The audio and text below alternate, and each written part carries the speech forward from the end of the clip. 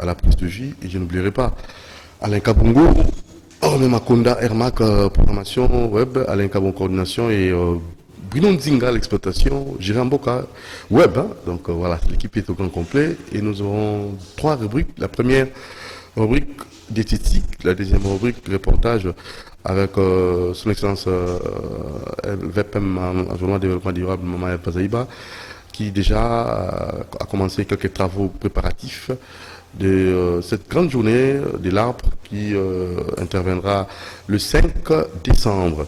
Voilà, alors on va vous permettre de suivre ces quelques reportages qu'on a pu réaliser. Et la dernière rubrique, l'invité du jour, sujet du jour avec le révérend Pasteur Casse qu'on va recevoir. Alors c'est parti avec la première rubrique diététique, docteur Athanas.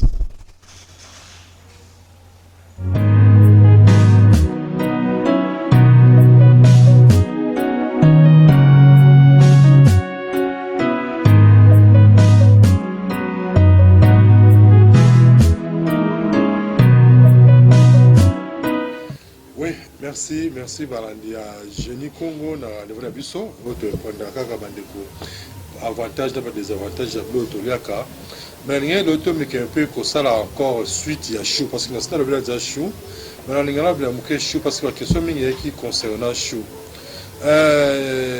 bandeko là vous devez seulement savoir une chose que chou même à l'époque même ba romain ba italien ba na kozwa chou la valeur locale la sécurité ça fait tant que la fois passée mais qui ba chinois ba italien le peuple romain ba mon chou na l'époque ça il rôle la kiss donc on donnait ça beaucoup plus c'est na bateau on a qui net moi si à la zemi il fallait tant on va botter moi la peau mais belle na mabele on donnait beaucoup plus c'est moi c'est zemi chou pourtant robot à la carence il y a 1000 quitté alors mais on avait aussi vu que les Romains, pour la bango chou, ils ont le rôle antidote, qui sont pour stabiliser poison.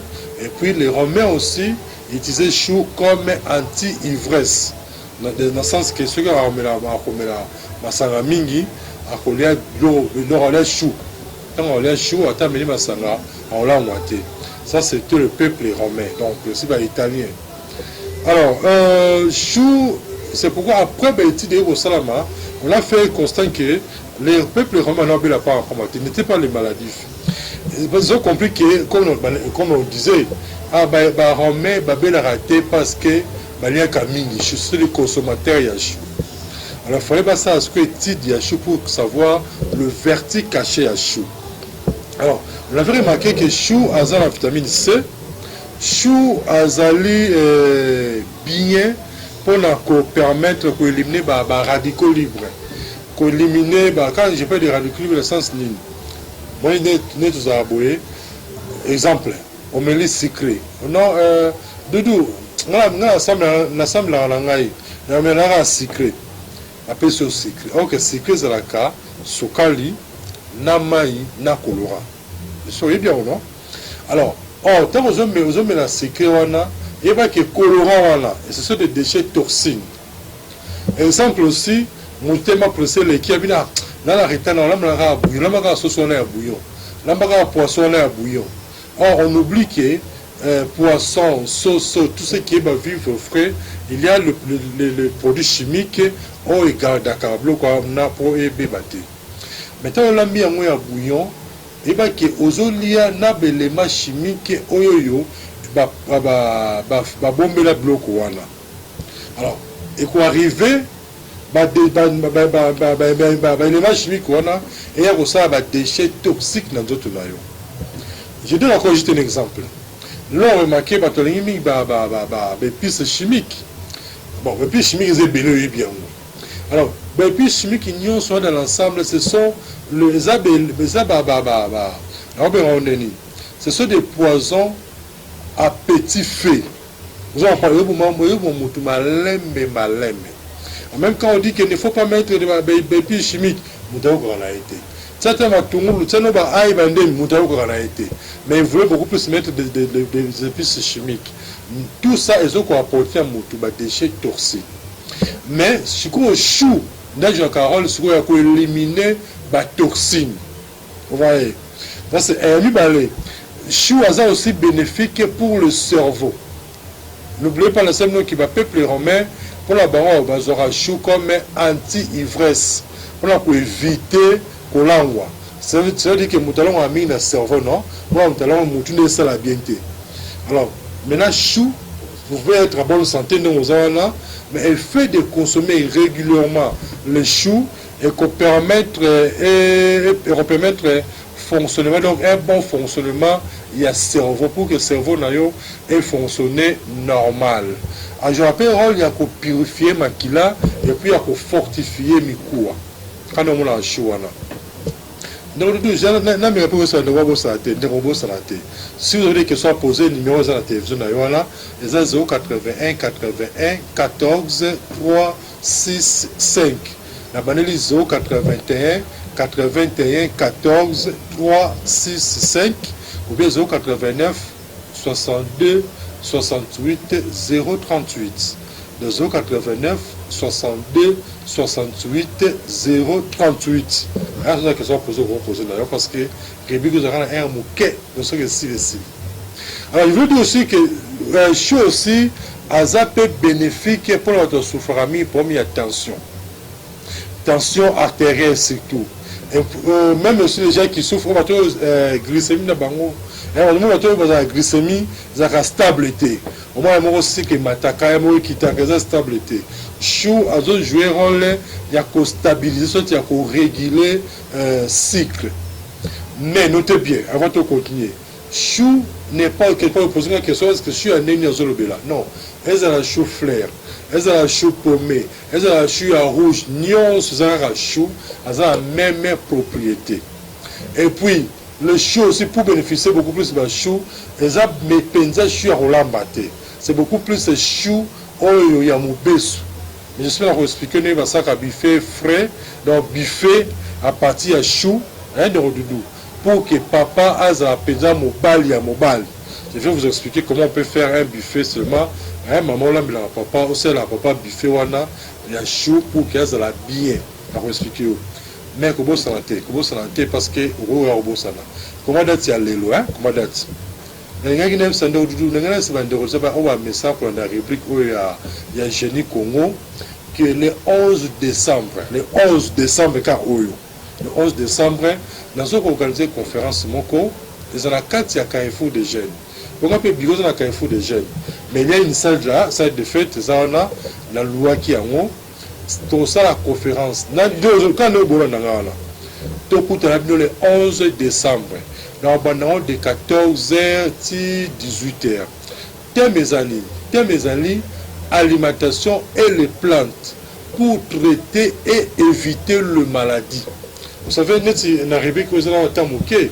Mais nous avons bien été, côté de la mais tant dans la conférence, parce que c'est la conférence une fois par année. Alors, ils attendent au salaire et qu'on permette de faire ça, il y a des connu pour oser la maladie futée.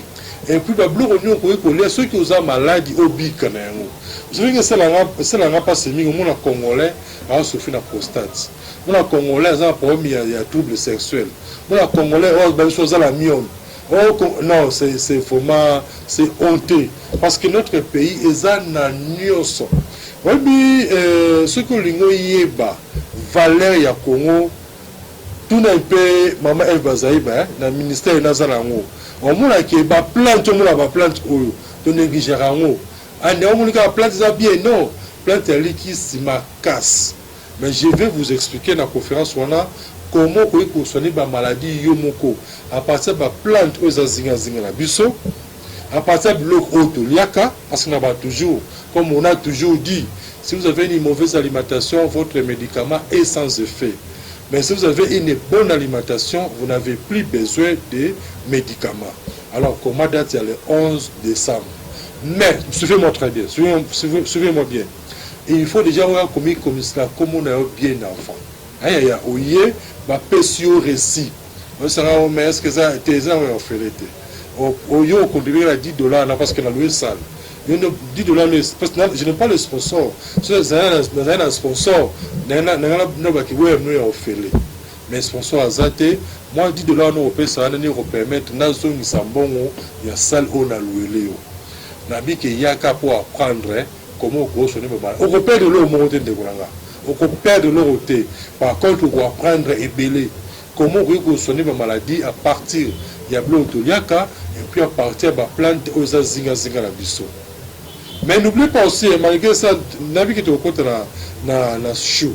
Mais comment ça n'a été que comment ça a été la tête à ça va livrer, la comment va livrer, ça va découvrir une vie saine et par la cas, la maladie soignée par notre alimentation. Pour ça, pour ça livre. On a posé un ti, on a ça là qui, ça qui timo la poussière. Je suis moral là sur moi. Tu vois na, sozo melango, azote traité ba infection pulmonaire, ba kosu ba courbature, ba mutu passe au train souffrir en côté. Et puis tu vois les hommes multiplier mobilité, na volume et spermatozoïdes. Surtout pour les hommes comme pour les femmes. Comme j'avais dit, sozo melatiwana de ata oza face ya mutu ya Covid-19. Je vous le dis et je l'insiste, à tous les fois, ça monte à Covid-19, d'ailleurs, j'allais aussi dire que ceux qui osent qui nous la test à Covid, ça les fort, les cas de cabinet, ils ont la carte à Carrefour des jeunes, sont mais là, on est en règlement, mais là, on est en famille, tel ça test, ce zone à Covid, c'est ça le bout. Je ne voulais pas beaucoup parler de cet là parce que déjà analyse non seulement la campus, il y a beaucoup de propriétés dans le cadre de Tiwana, et dans le cadre de commenter la minité. Mais tu vois, mais là on dit bah il y a une valeur. Donc pour le cabinet, dans le cabinet de la carte, il y a Carrefour des jeunes. Au côté de la Carrefour des jeunes, au matin étage, première porte. Bureau Zawana, on s'en bâtit pour comme la mais numéro Zana, c'est 081 81 14 3 6 5 081 81 14 3 6 5. Bon, il faudrait que la chou pour comment on peut faire un chou pour éradiquer le trouble sexuel. Malheureusement, pour le deux sangai qui est banarochité. Ah, dégolangai. Bon, la semaine là, on va vous les mais on a vu que ça, le cabinet, tout le monde qui est que non, on a pu sa recette pour la virilité sexuelle, hein? Donc pour la force sexuelle à travers le show. Comment on peut le faire? On a expliquer parce que il faut des thèmes, donc je suis obligé de vous dire seulement merci. Qui a vu nous Athanase Luzolo Kabemba. So c'est bien moi tranché à mon quai, parce que les gens merci et puis nous initiateur il y a République Oyo Doudou Moutiri, sans oublier Alain Kabogo. Merci, bye bye.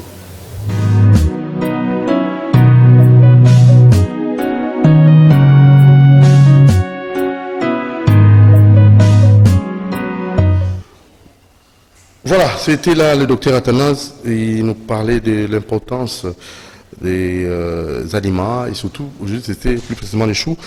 Merci pour votre apport louable et nous passons directement à la deuxième rubrique reportage. Là vous allez devoir suivre avec beaucoup d'attention son excellence Wazeba Massoudi.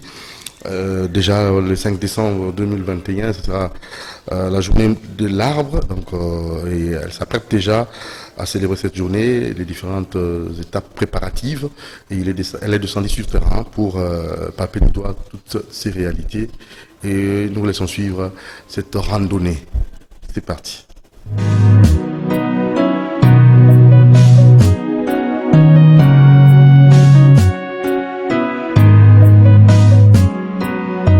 Évidemment, comme c'est vrai, et tout le monde, ils se sont tous transformés en citron.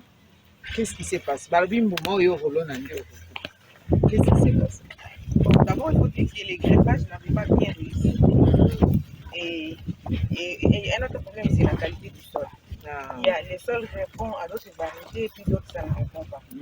Donc là, on peut conclure que le sol a répondu avec les citronniers et les orangers, ça ne va pas. Mais cela n'empêche qu'on puisse encore commencer à réfléchir pourquoi ça n'a pas répondu. Chercher à trouver une autre réponse. Mais comme ça n'a pas encore commencé à donner, maman, est-ce que...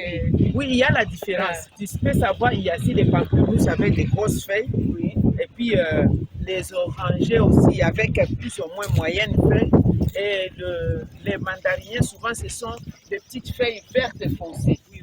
Et les citronniers, ce sont des petites feuilles un peu vert clair, mais un peu le tronc est un peu dur. Il y a aussi beaucoup d'épines. J'ai commencé à apprendre. Je sais les Vous êtes déjà dans, je suis déjà dans le. La première expérience, des fois, ça fait comme ça, mais après on peut encore tenter une autre fois et me réfléchir comment ça n'a pas tenu. Qu'est-ce qu'on peut faire pour que ça tienne? Mais déjà là, on ne peut pas dire que ça ne tiendra pas. On va encore essayer. Par exemple, les safoutiers ici. Oh, c'est là où il y a eu la catastrophe. Aïe, aïe, aïe, aïe. C'est méchant. Et puis c'est le voisin. Le voisin d'en face. Vous voyez, hein? Ici, on est déjà arrivé jusqu'au bout. Merci beaucoup. Donc ça, on a perdu. Hein? Oui, ça, c'est on a perdu. Si vous voyez bien là, on a déjà fait une cloison. Donc on va les remplacer. On a déjà trouvé. Il avait déjà grandi. Voilà. C'est pas grave, il est remplacé. On a déjà trouvé. On va les remplacer. Donc partout où l'arbre a été perdu, on a déjà fait la cloison et puis on va remplacer. Ça aussi, c'est comme ça. Avec tous les soins qu'on va apporter, ça va aller. Là, il faut vraiment renforcer avec les amendements du sol, puis l'entretien à tout moment. L'entretien, comme nous sommes en novembre, on aura encore beaucoup de pluie, oui. On aura encore beaucoup de pluie. Ça aussi, c'est pas... Ici, il n'y a pas d'eau. S'il y avait d'eau, moi, je pouvais faire le forage et on fait les gouttes à gouttes avec les câbles, là, les systèmes d'irrigation. Mais quelqu'un part si on va à 50 mètres,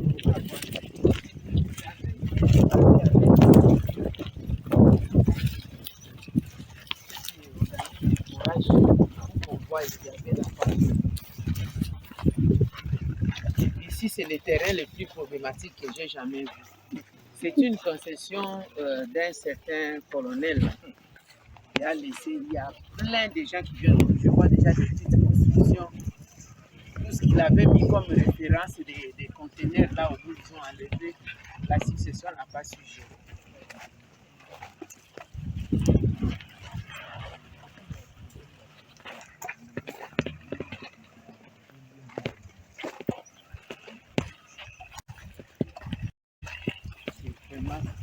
Donc le feu était venu de là. Sûrement de là. Non, de là.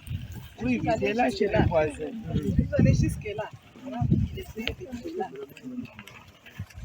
ça a embrasé partout. Ouf. Parce qu'il y avait aussi trop des herbes. Il y avait trop d'herbes. Il n'y avait pas d'entretien. Mais là, il faut maintenant aller vite quand on va mettre ce budget de maillot. Puis, d'ici février, on doit refaire le sarclage. J'aimerais un peu qu'on puisse tenter. Une fois, j'avais planté des haricots ici, entre le 20 et le 15 mai. J'ai planté. Les dernières pluies sont tombées dessus. Je vous dis, la récolte au mois d'août, vous ne pouvez pas imaginer. Des très bonnes qualités. Des très bonnes qualités d'haricots incroyables. On a perdu combien?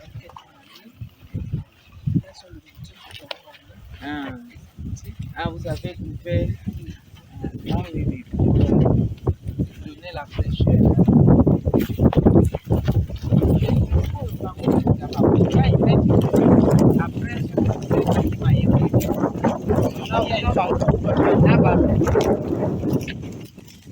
Après, il vient.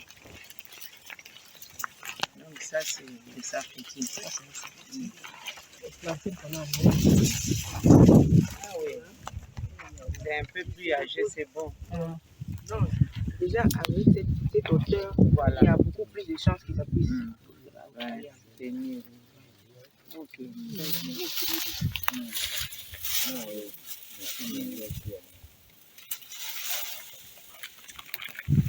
Papa Philippe, nani azosala pépinière ya baavocat kuna? Kandaka. Na ndako wana? Na ndako wana.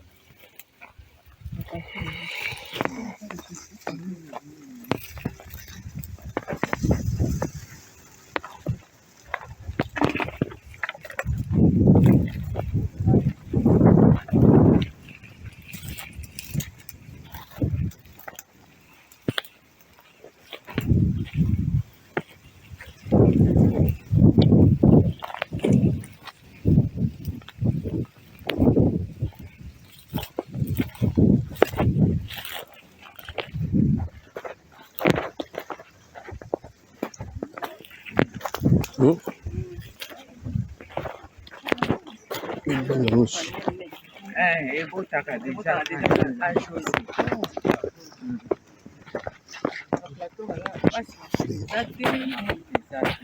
Avec ça, si on a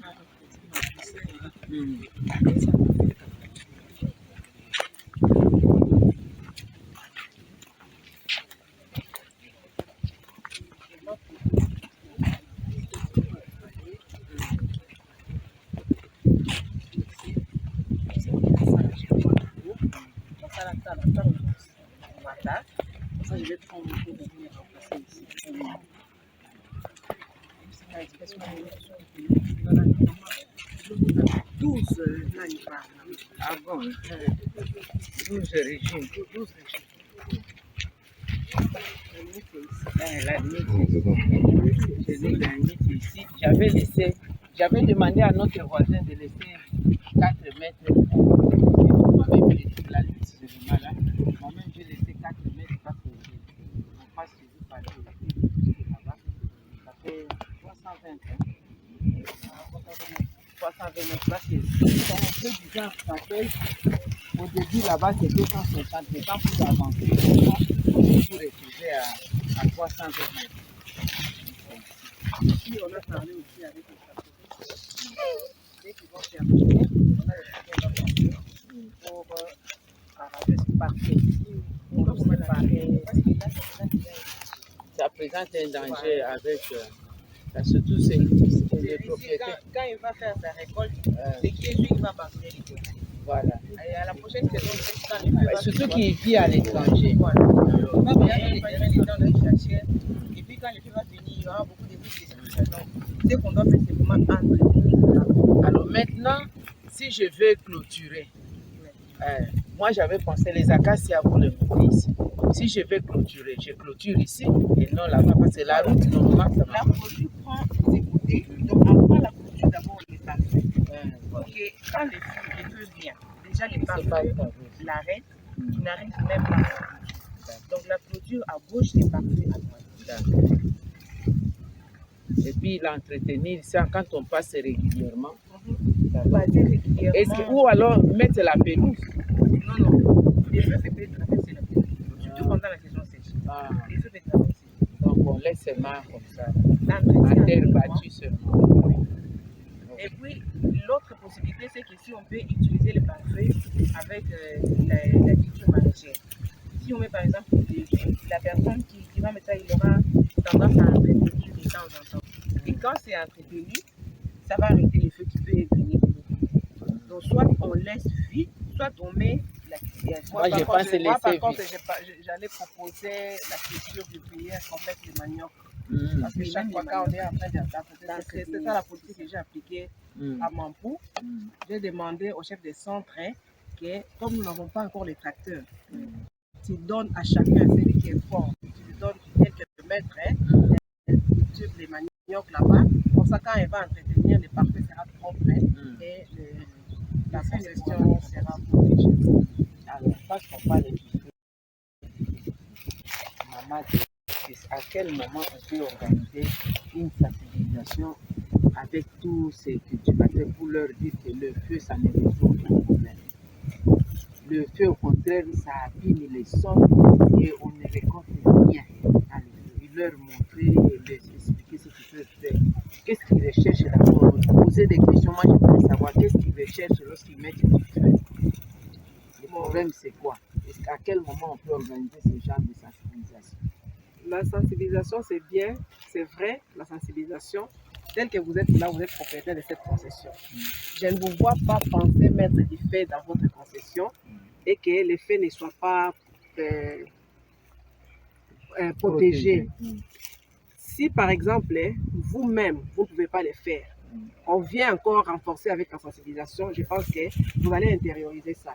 Mais souvent, le fait, on constate que ce ne sont pas les propriétaires de protection qui mettent ça. Ce sont les coopérants. Au plateau, ici, il y a cette... on a intériorisé aux gens, donc les gens qui viennent de Kinshasa pour venir chercher ici au plateau. On les appelle coopérants. Donc si par exemple, pendant la période, ils n'ont rien à faire, ils viennent mettre des ils passent, ils jettent, ils savent que ça va continuer. Et après, il aura le travail à faire. Parce qu'on va les chercher pour venir faire par exemple la presse. Il y a des gens aussi qui viennent chercher les oui, c'est la famine, madame. Ici, si vous allez dans ce petit marché ici, acheter des pistes de pain, vous allez regretter des prix très exorbitants là-bas. Parce qu'il y a la pauvreté, il y a carence, il y a pénurie des histoires à manger. Et quand ils entrent ici, ces jours-ci, ils viennent chercher les makelele, ils viennent chercher les souris, ils viennent chercher les champignons. Et quelqu'un qui passe, un passager inconsciemment aussi, il ne sait pas que le fait que j'ai la cigarette, le bout de la cigarette que j'ai laissée là-bas, ça va brûler. Donc c'est un peu ça. Mais je crois que la sensibilisation, ça peut aussi résoudre, hein, ça peut réduire. Mais terminer, ce n'est pas facile. Mais ça peut peut-être réduire. Et puis cette histoire de coopérants là aussi, il faut sensibiliser les fermiers. Que si vous voulez vraiment protéger votre ferme, cherchez quelqu'un même de la famille pour qu'elle vienne surveiller, rester. Mais si vous prenez les coopérants, mettez-vous en tête que c'est ces coopérants-là qui vont encore abîmer votre ferme. Parce qu'ils auront toujours à chercher quoi faire pour avoir un peu d'argent. Donc c'est un peu ça. C'est criminel donc. C'est criminel. C'est pourquoi j'ai dit que le fait qui est venu de là, c'est un fait criminel. On a appelé ça comme ça, parce qu'on ne sait pas qu'est-ce qu'ils étaient en train de chercher et ce n'était pas aussi protégé. C'est comme ça que ça a traversé et puis ça a endommagé la ferme du voisin. Excellence, on profite Thomas. Savoir un peu la raison de votre visite ici. Je suis venu rendre visite aux agents du ministère de l'Environnement qui sont en mission. Nous approchons la journée de l'arbre et on va le faire en termes de mois. Parfois on ira au-delà du mois de décembre parce que la journée de l'arbre commence le 5 décembre. Ils sont en train de préparer là où nous avons des terrains pour planter dans le cadre de programmes. Je suis venu rendre visite. En même temps, moi-même, je suis aussi propriétaire de terres ici depuis longtemps. Je suis venu aussi rendre visite à ce travail. Et comment avez-vous apprécié ce qu'ils ont fait? Le travail était convaincant. J'ai apprécié le travail. Je les connaissais plus au bureau avec des stylos et des papiers. Mais je les ai vus ici avec des tracteurs, des machettes à la main, des roues. J'ai vu même des camètres.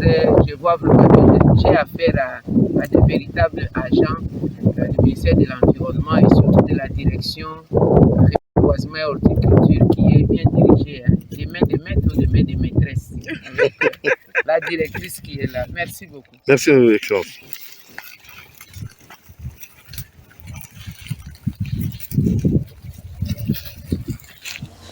Voilà, c'était la rubrique reportage. Vous avez suivi son excellence Vadé Barasoudi. En fait, juste en marge de la préparation de cette grande journée de l'arbre qui sera célébrée le 5 décembre. Et nous crois que vous avez compris que la VPM a voulu vraiment palper du doigt toute la réalité et surtout préparer comme ça des sites où on va implanter des pépinières et valoriser les arbres parce que ça nous aide et ça aide aussi les mondes. Merci. Alors, place à notre rubrique sujet du jour avec nos génies qu'on va recevoir pour vous. C'est parti.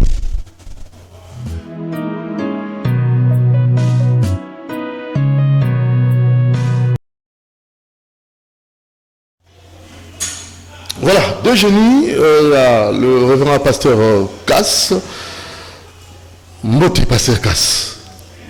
Nous tu n'as mais Doudou, pasteur Casse, a invité permanent. Oh non, mais non. Chaque lundi, pasteur Casse a invité il y a l'émission Génie Congo, Bakamonté. Et Pasteur Casse, santé va bien? Santé Zambala. Très bien. Deuxième invité, le coordonnateur des enfants des martyrs, il s'appelle M. Nabio Kito. Fils de ce général Ngandou Kisasi, ce grand général à Bundape pour la libération. Mbote Nabio Kito. Mbote na banandi nyonso, mbote na famille na nga mobimba nyonso, famille général Kisasi Ngandou Kisika Tobali na Poto, États-Unis, Canada, Australie, Afrique du Sud et Awana Kisasa. Sujet autour de le Belalelo, tozongeli makambo ya église, apport église pour le développement mboka, pour le changement de mboka. L'autre fois, dans un baki ba pasteur, ba représentant, il y avait pasteur Philippe, il y a moins d'ana où il y a ma tête. Il y a qui awa, tout le monde qui échanger na bango, en absence il y a pasteur Casse, à mega qui ko délégué bango. J'étais ici le vendredi. Ils se sont défendus. D'abord, dans l'actualité, dengue ba laïque, il y a catholique, na église protestante, va organiser sit-in na CENI, lelo, pour la dépolitisation, il y a CENI. On va ligner Penza, CENI comme dépolitisation. L'ingala la français. Comment dépolitiser? L'ingala franciser ou la bousoba. Alors on a évité, en tant qu'homme de Dieu, vous à l'église, qu'est-ce que vous donnez comme réaction? Mais pour n'allier, pour nos frères, il fallait qu'on précise. Pour Mingi Baïbi était. Vous avez appelé le micro, pour nous musique. Moi, il y a Ngandou, Lissase. Ngandou qui est voilà. Oyo Babomaki Nazela. Tango Bazo ya Awa. Pour nous libérer. Yende Azalaki na Moutou ya Afdel. Atanaye. Il faut qu'on précise. Ngandou qui s'assit. Babomaki parce que Azalaki qu'on défendre les Congolais. Alors, Nabaye. Batu ya catholique, na ba protestant, balingi basala, naza ko apprendre yango lelo. Biso tozalika kabate ite, biso tozala na message prophétique. Message toti kozwa na zela ya Mosakoli Branham eye na révélation. Révélation ya yambo ya bofongwami ya bilembo sambo ya apocalypse ezali kotalisa Satan. Sur la terre, na lingomba na ye, na bana na ye, aboti na lingomba ya monene.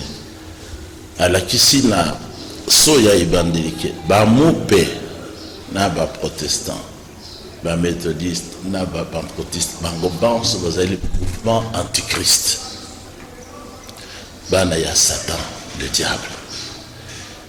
Place bazali na maye balingi basala. Ezali kotalisa polele ke bazali basali ensemble te pour place bazali na orientation bazali nango ezali liloba na nzambe te bango balingi bazonde bokonzi na mboka babanda kokamba mboka bazwa misolo poursuite na bango ezali moyibi ya mbongo donc bazali kokende kosala marche de bosso ya seni bango nde baza koloka trouble Mosakoli Branham a pointé du doigt le catholique na ba protestant Satan oyo bolukaka ye wana yango nezotalisa polele maye balingi basala bazali koluka kimia te mais lingomba ya solo mosala na yango ezali kobondela mpona bakonzi ponkolo apesa bango mayele na bwanya po basala mosala ya ko diriger ya kokamba mboka malamu po biso basambeli tozala pe na kimia. Alors tozwaka biso bato ya église ya solo nano tozwa mission te kouta na mokonzi na biso nkolo yeshua tokende kobundisa bakambi ya mboka tolula baposte politique nkolo ye moko alobaki bokonzi na ngai ezali ya awa te na mokili awa ekouta na seni te ekouta na gouvernement te bokonzi na ngai ezali ya likolo Ce qui me concerne, ezala ya awa na mabele, koutaka na seni, koutaka na ce qui na parti politique, mbele ba sali na ngai, ba bundaki pongai na pesa na maboko ya ba politicien te ba bomangai. Na Jean 18. Donc révélation dans un copé, ça peut confirmation dans un copé, c'est yango na le bakayango depuis que na bandi ministère public Satan azalinde na lingomba ya bamupe. Ville na ye nde zali Babylone la grande. Bana na ye nde ba mission, ba méthodiste na ba pentecôtiste. Moko na batwa na kokota na lola te. Bango banso bakozwa politiquement marque de la bête.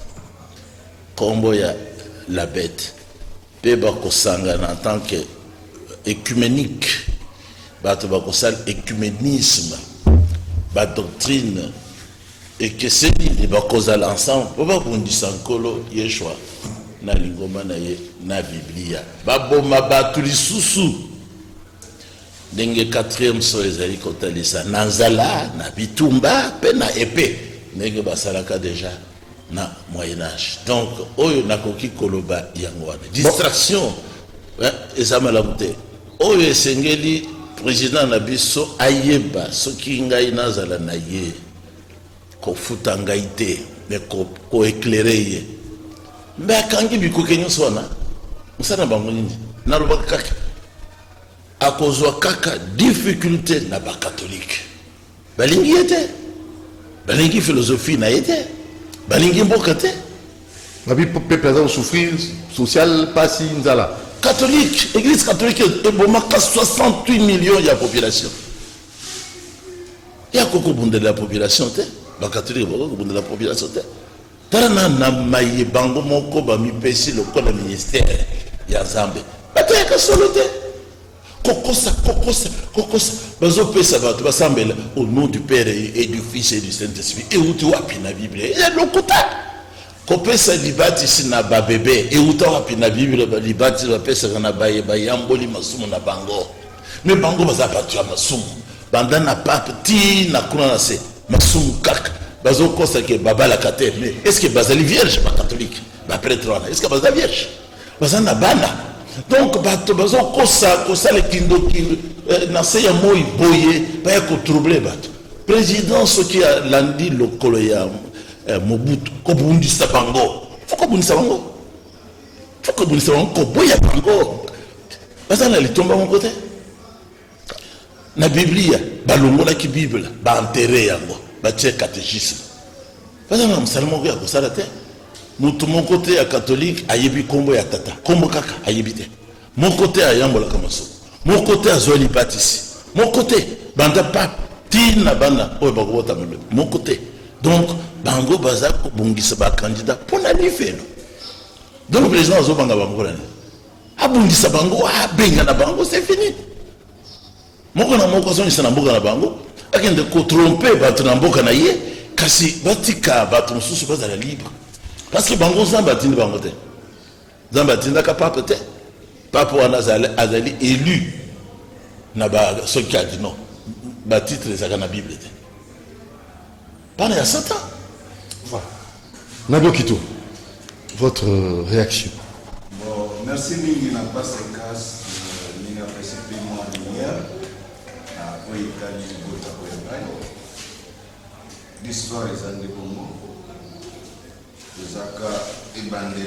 Non. Au début des choses, Zaki Papa Yemoko, Laurent devient d'abord Ngandu Kisase. Yemoko, après Laurent Désiré Kabila au Tanzanie, après Laurent Désiré Kabila, c'était Massasu Nendaga, Nde Azali Moto Oyo allié après pour rejoindre le mouvement. Et Bandeli Ezalaki d'abord Afdel. Et Bandeli c'était Révolution Maki de Rwenzori. Nde Ezaki Maki ya CNRD Angandu Kisasi. Yangonde et Zoa, Goma, Bukavu, Uvira le même jour. 4 villes. Après 2 semaines, Yemoko Atuni, Wapi, Bomba Natael. Babia Wakufa. Oui, pourtant, Zaina Makufa, Tebakosai. Atuni Wapi, Laurent Désiré Kabila. Alobino, Azana Tanzanie, Bokendo Zoai. Et les jours à Komaka Bili Leza, Tozana Monapoto, Tozana Motem, Bili Leza. Et Réazo Mates Kadi, Babisi Laurence Akomi. Tellement ils sont des amis. À Kokagi Kofandate. Abimi na salo tina balko akite escalazo yamba Laurent Désiré Kabila yepe azongisi muzengandu kisaso debise muze sitengandu kisaso donc mbiaka alingala aswa ibise muze alors sengandu kisaso qu'on appelait au départ muze. Et si vous vous rappelez quand notre héros Laurent Désiré Kabila venait bazao bengaye Laurent Désiré Kabila babando bengaye muzete. Comme 6 mois après, il y a un panneau pour la mémoire d'un camarade de Ngandu Kisasi, il y a un musée qui est Kado Gwazaka Moko, Baboma le même jour avec Ngandu Kisasi, c'est pas les Rwandais, les Nyamurenge qui a Bangonde Baboma Ngandu Kisasi. Alors, Baboma le même jour, Kado Gwazaki, le dernier garde de corps Ngandu Kisasi, c'est le plus moins âgé de tout le monde. Yende Bazo Benga Kado. Alors, Bajeno Baokot après, Liwa Ngandu Kisasi na Kadoko, Ndi Bajen Nyoso Baikota na Babibengi Bakadoko. Musée Yemoko Abibengi Siko musée pour immortaliser camarade Naye. C'est un peu ça l'histoire pour éviter. Alors, tozonga na makambo yeza kotumisa mboka parce que mboka ezali na yikiki. Yikiki eza na mboka, pillage eza na mboka. Bato ba organisa tout ce qui se passe aujourd'hui ezali d'abord ce qu'on dit l'église catholique. Au début, auparavant, parce que mingi na l'église totiaka au commencement. Or, il y a un auparavant. Auparavant était le Dieu tout-puissant, celle qui régnait avec, on dit auparavant, il y avait Dieu et le Saint-Esprit qui mouvait au-dessus des eaux. Auparavant, là on n'a pas encore commencé au commencement. Au commencement, c'est le début de la création. Vous comprenez? Alors, auparavant, c'était quoi? Qui a créé? Donc, il était dans le commencement? Non. Qui a créé était auparavant? N'est-ce pas? Alors, Dieu, il était seul, être vivant, qui mouvait au-dessus, avec le Saint-Esprit, qui mouvait au-dessus des eaux.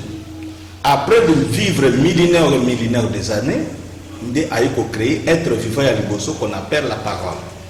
Et la parole qui est Jésus-Christ. Après vivre encore de millénaires des années, ils ont créé le royaume céleste. Il a conçu les âmes des anges. Après, il a créé le royaume jusqu'au 7e ciel.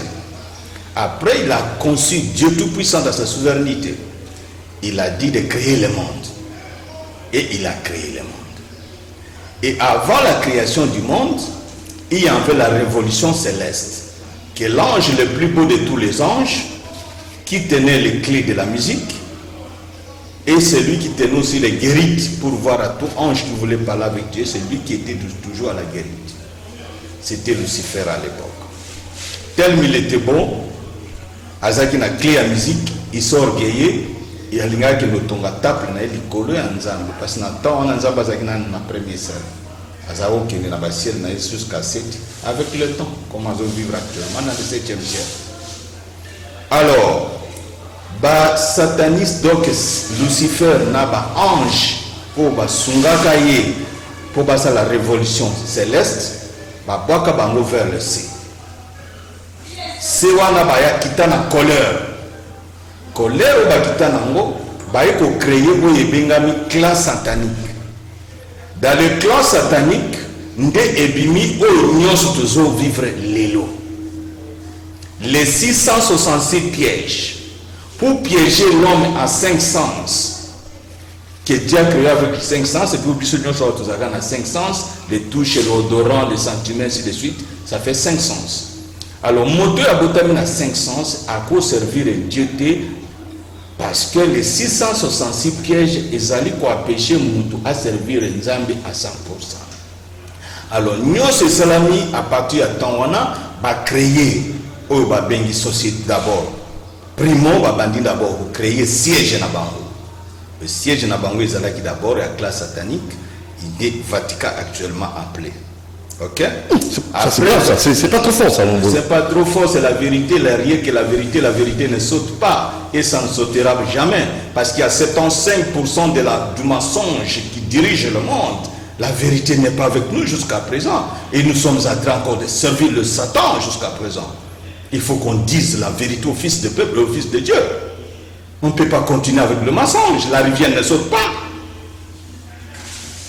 Vatican Yende Primo, siège na bango article 1, il y a 666 pièges. 1. Vatican. 2. Société des nations. Il y a Monique et il y a une injustice, il changer les Nations Unies. Avec tous les branches, vous voyez bien ça, ce sont des articles à 666. Banque mondiale, FNI, tous les allés à 666 pièges. D'où que monde a conservé le monde de Nzambité. Alors, piéger le monde dans le système, dans la civilisation, dans la démocratie politique, ils allaient dans 666 pièges. Alors, dans 666 pièges, politique, ils en ont 4. Alors, les missionnaires, pour piéger le monde, les missionnaires sont des missionnaires en mission. Des mondes sataniques. Dieu a dit que ne priez pas les statues. Quelle est l'église catholique? On prie que des statues. Ozu motoya ya moko ya boye à 500 mabele simana na zelu tiamai peut-être à l'angol butu masanga peut-être des coucheurs à saler stadia Marie. Bino bogende ofukama liboso simana na zelu. Est-ce que vous vous rendez compte? Oh, les 10 commandements ont déjà interdit ça. Bablobi, Jésus-Christ est né le 25 décembre. Or, Marie a eu le message au mois de juin. Ce que Jésus a voté prématuré. Par quelle baguette magique que Jésus a voté en décembre un enfant normal? Tout c'est du mensonge. Mensonge est qui dans le monde. Alors, maintenant, le monde est allé dirigé par le système satanique. Civilisation autozanango, c'est la plus mauvaise civilisation que le monde a connue jusqu'à notre jour. Des civilisations politiques et la démocratie. Naïb Sabino Mikolonion, ce politique est l'art de bien mentir, monde cruel, monde des criminels. Est-ce que Dieu est criminel? Est-ce que Dieu est mensongeur? C'est ça que dit, tant va tirer politique dans le monde, dans mon Bibi. C'est ça la définition réelle. Mais on y a la sens figurant de développement d'une société d'un site à une autre. C'est pour nous tromper. Mais dans le monde de Moulili, monde réel les alliés, l'art de bien mentir, monde cruel. Démocratie, les alliés, pour apparaître à l'âge de lumière, mais là vraiment c'est bande de bandits organisés d'un facteur à un autre. Bande de bandits organisés d'un facteur à un autre. C'est ça la démocratie. Mais dans le sens figurant, au début c'était pouvoir aux majorités, respect aux minorités. Les lois c'est commis pouvoir du peuple par le peuple pour le peuple. Où est Dieu dans cette affaire? Alors Dieu dit c'est tout ce que vous faites, mettez-moi le premier. Et l'église maintenant, sa place, son apport. C'est là où on voulait vous expliquer pour vous comprendre l'église et où tu as. Catholique est né primo article numéro 1 de 666. Donc maintenant, bateau bazaki bâti Christ. Vous savez, tant que Jésus a botami, a Koufi, résurrection, l'évangile de Christ, les vraies paroles. Parce que Jésus a dit qu'il faut libérer bateau dans l'Éden. Il faut là imparfait parce que bateau n'a tinda ba prophète n'a tinda liboso na bino. Bakenda ba tiape ba sentiment na ba tradition na parole nanga. Bino bo vivre nangai. Bo yebi na lingaka. Bo kende ko prêcher la bonne nouvelle. Et les jours là, Motazako prédisait réunion, c'était Dieu le Père. Yemoko, na lola. Atuni nana ukende ko libérer moto alaxi bango ningi chemin ozala.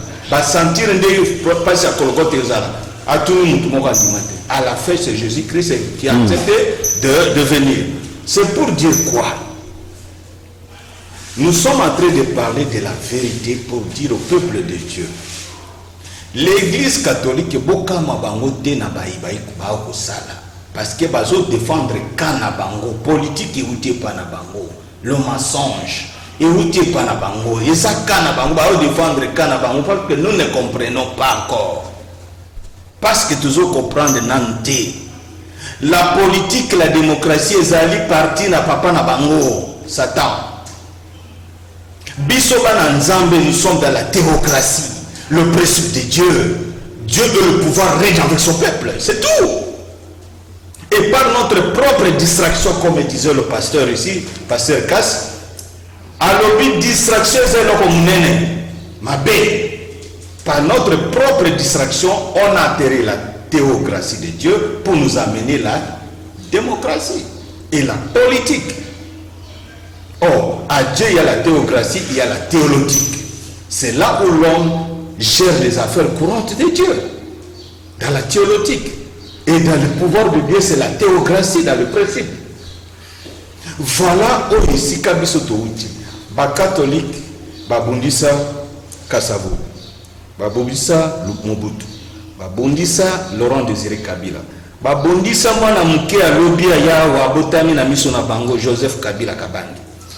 Les lobazo bondissa, Félix Tshisekedi. Finalement, le peuple congolais ne parvient, nous les Noirs, merci Natika parole pasteur. Et la solution c'est laquelle, pasteur Kass? La solution c'est que vous avez pour Mboka quand même soit redécollage normal, église à Port Nango, toujours mon année où ça finit vous avez vraiment coupé ça et si quand on voté vous avez pensé à ça ici caté mais là peuple ça ni population ça ni bakambi ça ni solution. Esengeli kaka bato biso kozwa mokano kozonga epai ya mokeli na biso Yahweh Elohim na kombo ya Yeshua HaMashiach kozwa maloba maye kokotisa yango soki na parlement kozonga loba maye koti yango na ba kelasi na établissement scolaire kolongola mibeko ya bato kolongola mibeko ya bamupe oyo elangwisi mabota manso ya mokili selon Apocalypse 17 etumbu mpona église catholique ezali koya. Et la kamikaka na chapitre 17, na verset 15, 16, 17. Kolo akotumba système wana. Banda na Vatican. Ti na makambo na bango maele mabango manso. Kozongela nkolo, koyeba ye, kosala koyambola public, mutunyos ayambola. Tous les hommes, dans la Bible, dans Acte 17, verset 30. Ils ont à se repentir. Moko na moko. Ba ebanso basala mabe batelema basala confession. Pe batika mabe. Ba miibi batika koiba. Ba bomi batika koboma. Oyo ba finga kankolo batiki kofinga. Kosenga pardon généralement pendant la présidence ako confesser yépe boyokanin entre yena ba moupe ko pesa bango mituka kotika bango basala désordre ezali ko sala na miso bato alors que bazako sala désordre singeli ba poursuivre bango ba kanga bango basambisa bango na mai manso basala ka bazali ba chef na mokili oyote solution ya ngwana ba oyo bayibaka basambisa bango bazongisa au double biloko nyonso bayibaki. Alors wana population ekofanda na kimia baoyo bazosala misala bafutama baoyo bazana misala te bazwa misala totika pe bana basi babala na tango malamu ya libala Voilà, vous êtes en passé. soki mwana mwasi ya bandi komona règle ya liboso nkolo atalisi eke okoki kokoma mama lelo Mais vous avez mineur, mineur. na minere na ndenge nini nani alobi minere ndeko na biso aoti kolobi ezali système ya diable azali minere ndenge nkolo alakisi ye sikoyo innovation eloko ya liboso miracle na nzoto na ye azomona écoulement de sang ezaka nini wana écoulement de sang wana eza nini ezali parce que ovule oyo nkolo atiaki kuna esala mwana ezeli mwana ye te allez écoulement du sang pour moi ça va le purifier donc moi s'il faut abalama na bolenge aza mineur te soki babali ye na age wana comme mama lobi 9 mois après akomi natangi na journal naza nango na bureau kuna na Angleterre mwana mwasi abotamaki na viol moto moko asalaki viol na ba année 70 mwana wana botami mais mwana wana ntango basalaki viol na mama na ye azalaki na 13 ans mama na ye azalaki na 13 ans 9 mois après aboti mwana wana lelo ye nde ake kofunda tata na ye ke asalaki viol na mama na ngai naza na journal donc wana na 13 ans bato nyonso bayoka ezali lisusu age ya mwana moke te mpona mwasi 13 ans c'est que ça c'est déjà 1 an ya retard mpona libala 1 an ya retard azali chaque mois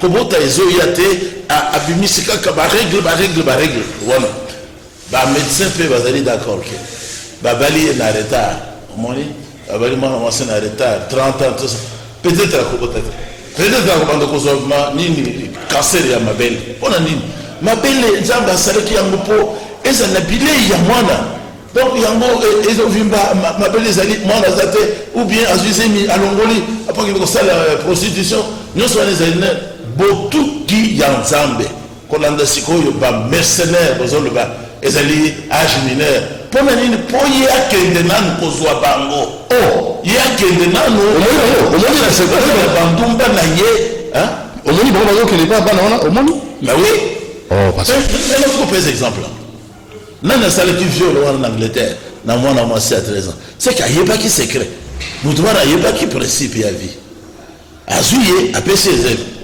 kona nakisangani bayebisaki ngalika moko na ndimaki te ke mwana azwaki zemi à l'âge de 9 ans nakisangani na mboka na biso alors nga moko na kotanga na sombi mikandawa nasali mpe biologie na 4e 5e des humanités soki mwana abandi komona règle akomi mokolo mwana mobali ya 14-15 ans akomi deja mokolo na village bana mibali bayebi kosala misala baza nanu bilenge yango wana kuna na village bakuna bazalaka te bamiyibi bazalaka te bandako na bango porte ezali kaka ya soki mandalela soki nini biloko na bango ezali libanda donc awa nde salite etondani awa na mitu ya bato na bapoliticien bakosaka azali minere mais ye moko baprêtre catholique mama na moke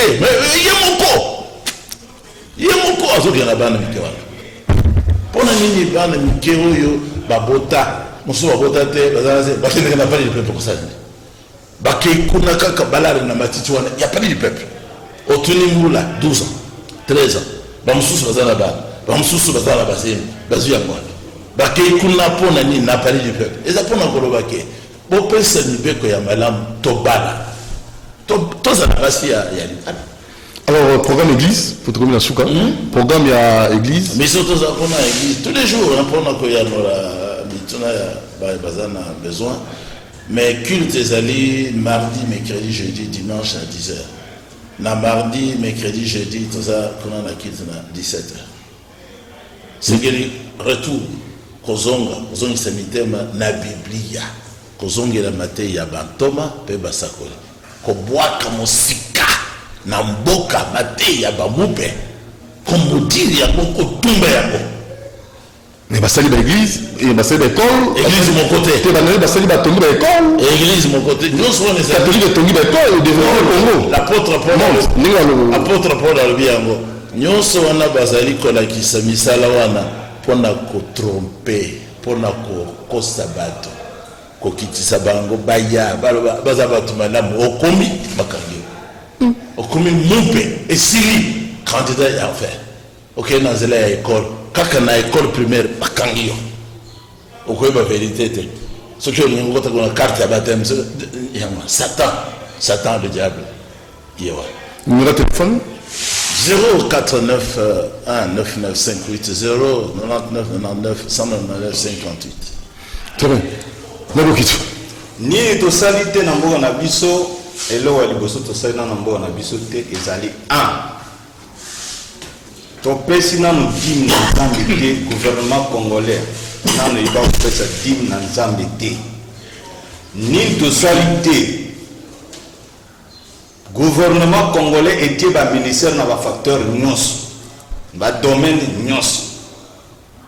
Mais na domaine spirituel ba pesi ministère aux affaires religieuses na nzambe te. Nini tosali te ni tosali te ezali que na mboka na biso jusqu'à présent na otoloba topesi na nzambe dimte ya mibale tolobi je parlais de Dieu, je parlais de ministère aux affaires religieuses. Je fais des martyrs. Et puis oya souk ezali réparation. Mabe nyos to sala na mboka na biso na tobongisa te. Vous ne faut pas s'attendre à décoller quand il y a encore le pesateur à l'esprit pour nous. C'est ça. On ne peut pas. Où est même les tombes des innocents et des inconnus na Congo? Et ça la manante. Bateau ba boma justement. Nous devons défendre cause juste. Nous devons défendre la cause juste. Bobimia ba bomia. Peut-être ba zikor ba ki ko boka soki wapi. Bambisi bale. Ça tombe. Ce sont les innocents et les tombes où il y avait connu il faut là. C'est là nous parlons de la réparation. C'est ça. 10 nanzambi. Nous avons 10 milliards. Il fallait pas l'ongola. 1 milliard. Pesi na ministère aux affaires religieuses. On a kotala union setangami molimo na mboka. Kotonga ba église na mboka. Kotala union setali makambo ya religion na mboka na biso. 1 milliard, il fallait qu'on ait déjà dans le ministère des Affaires religieuses. On a des recommandations ensemble. Président de la République, jour où la taverne sous Solana va député à Union Sacrée, n'a rappelé au Bossana ministère Moko, ministère au Bossana Nizali, ministère aux Affaires religieuses. Dime beaucoup pesa nzambi d'après tout nzamba pesa biso basi kitoko mibali kitoko mabele kitoko richesse belé maintenant de ko pesa nzambe dimité c'est très grave mabenyo sto sana mboka na to bongisa te et bozo vivre bomoni normal boko sala ba analyse ba débat de fond ça je vous dis c'est ça pour la flatterie ou bien na mundir mboka na ngai tout ce que je ne peux pas le faire. Ezali que toko sala ba débat de profond comme dit les scientifiques toko koma na solution de tant que nan tozali na principe ya nzambe te ça veut dire bo pesa nzambe ministère na ye bo pesa ka nzambe dimi na ye to sala réparation na mboka ya mabe o to sala ezali loko asuka na ngina suksa o ezali loko na landi samedi na RFI na landi loko moko na RFI contre RFI ezotia moto contre Joseph Kabila Kabani. Le premier détourneur du Congo, c'est Joseph Kabila Kabani. Balobi, peuple congolais, bon na biloko wanati. Ezali pona ko chauffer ba peuple congolais po ba kanga Kabila ba memaye na CPI awa na kati bisoto bomana. Le premier détourneur du Congo, ce n'est pas Joseph Kabila. Le premier détourneur du Congo, c'est Léopold D. Ba bandana na Léopold D, même tombe na fait samba. Le RFI, je vous demanderai de commencer tous vos commentaires que vous avez fait contre Joseph Kabila Kabani. Kabila Kabani, c'est un Congolais, c'est un fils de ce pays. Il a dirigé ce pays, il mérite des honneurs et de valeurs. Nous vous disons ceci. Si vous voulez, le premier détourneur, comme vous avez vu le samedi à 20h sur RFI, le premier détourneur du Congo, c'est M. Léopold D. Deuxième, c'est Roi Baudouin. Et le troisième, c'est les États-Unis, l'Angleterre, la France et la Belgique. Ce sont les premiers pierres du Congo. Alors, Botiabiso n'a pas conflicté parce que quelqu'un qui a dirigé son pays, un grand pays comme le Congo, qui est notre ainsi nous serons intimidés de génération en génération. S'il s'agit de juger Joseph au Congo, c'est ici. Par ailleurs, si une façon va intimider Biso dans le Congo, tout l'anda biloko wanati. Alors pour finir, on a fait ce numéro de téléphone 09 97 55 49 51. Na sengi na bana Congo bolanda bilandela wana te. Moto asa dirigé d'ailleurs nazo sala projet de loi, nazo initié projet de loi oyo ko sali manarticle yekota na article verrouillé de notre constitution. Koloba boy. Moto a dirigé mboka au président de la République, président du Sénat, d'Assemblée et premier ministre à Kosamba na instance internationale T. Et ça pour nous protéger ma valeur na biso. Quand il y a un grand pays comme le Congo, président Labino Batina Mignota va ajouter que nous sommes na Hollande, dans ces pays. Est-ce que c'est ça la valeur? Non. Merci Nabi Okito, merci Pasteur Cass. Vous êtes venu, je crois, avec accompagné toujours comme d'habitude. Alors, deux épouses. Deux épouses, hein. La maman. Priscille. Et qui d'autre? Sarah. Et Sarah. Na Pessimbo Équateur. Équateur. Bandung. Deux provinces. Deux provinces. On a honoré les deux provinces. Donc, Kaïne et Bébé, on vous a honoré, non? Na Lobaki na Vandopé Sambote na trois familles. Oui. Famille à Laurent Désiré Kabila, famille à Tshisekedi Wamulumba, na famille de Général Kissa Singami. Merci. Très bien. Alors, merci à nos invités. Merci, Maman